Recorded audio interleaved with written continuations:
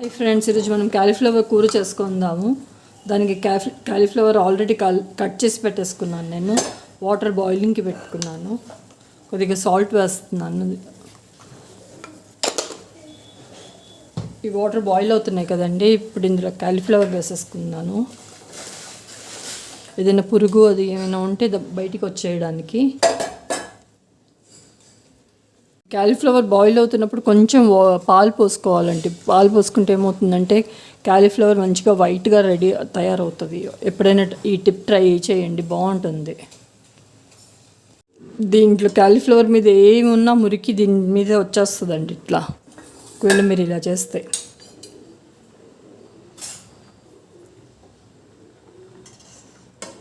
ఇదో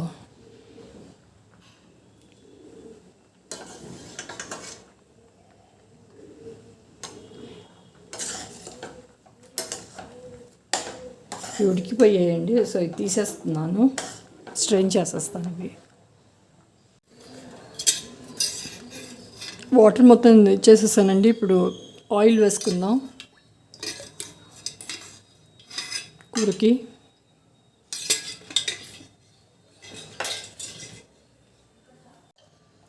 కొద్దిగా ఆవాలు వేస్తున్నాను, జీలకర్ర,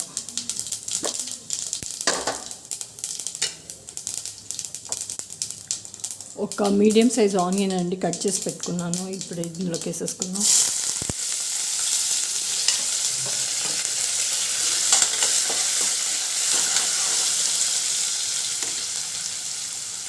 పసుపు వేసుకుంటున్నాను.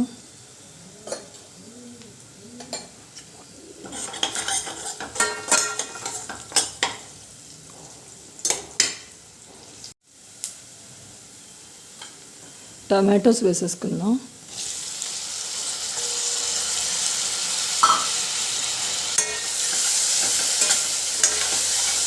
చిల్లీస్ కూడా 3 చిల్లీస్ అండి స్ప్లిట్ చేసి వేసాను.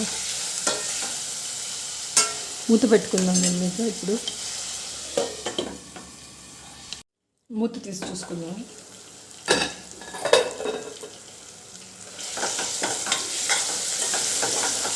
టమాటా మగ్గిపోయిందండి. దీంట్లో కాస్త ఉప్పు కారం వేసుకున్నాం. ఇప్పుడు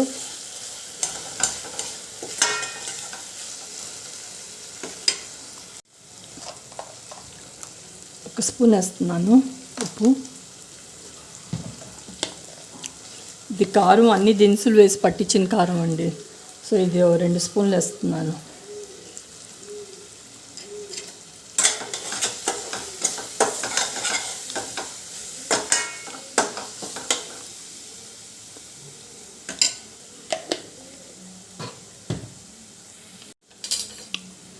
కొత్తిమీర కూడా వేసుకుందాం.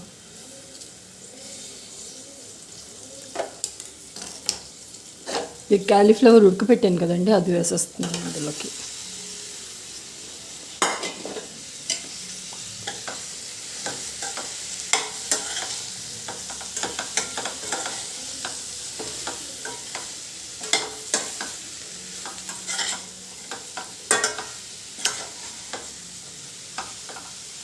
కొద్దిగా వాటర్ పోస్తున్నాను.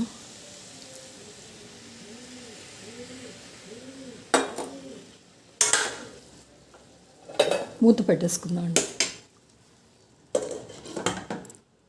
ఒకసారి ఓపెన్ చేసి చూసుకుందాం అండి కర్రీ.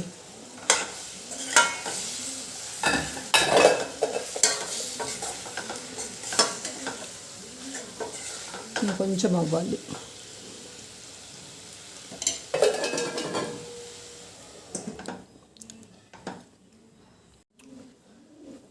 ఇదండి అయిందో లేదో ఒకసారి చెక్ చేసుకుందాం.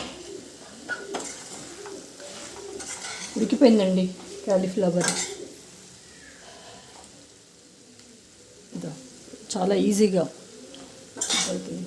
ప్లీజ్ అండి లైక్ చేయండి, షేర్ చేయండి, సబ్స్క్రైబ్ చేయండి. ఏమైనా మిస్టేక్స్ ఉంటే చెప్పండి. కూర నచ్చిందా లేదా కామెంట్లో తప్పకుండా రాయండి. అంతే అండి, కూర అయిపోయింది. స్టవ్ పెట్టేస్తున్నాను. అంతే అండి, కర్రీ అయిపోయింది. అందరూ తప్పకుండా ట్రై చేయండి. ఎలా కుదిరిందో చెప్పండి. Thank you.